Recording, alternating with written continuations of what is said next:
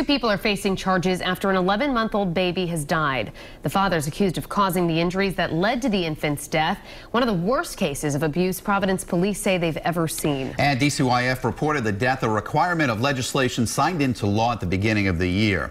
Eyewitness News reporter Sheena Lisciuto joins us now live in studio with the latest developments. An 11-month-old baby has died after being in the hospital for 7 months. One lawmaker I spoke to says as tough as it is to learn about these incidents, the reasoning behind it could make a difference.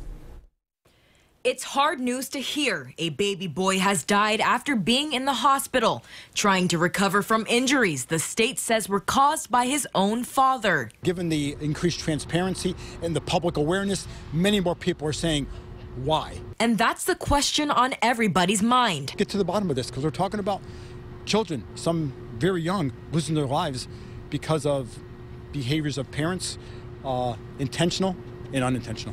Both of the child's parents are facing charges, but the father appears to be on the run. In light of the latest death, Rhode Island State Senator Louis DePalma reflects on the legislation passed back in January.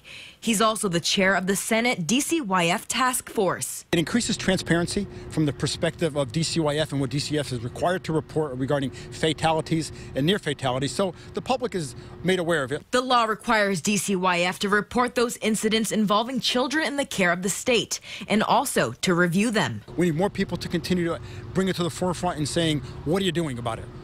And the next person should say, why aren't you doing it faster? He hopes it encourages more people to join the conversation and fight to prevent further incidents. What can we learn from this moving forward?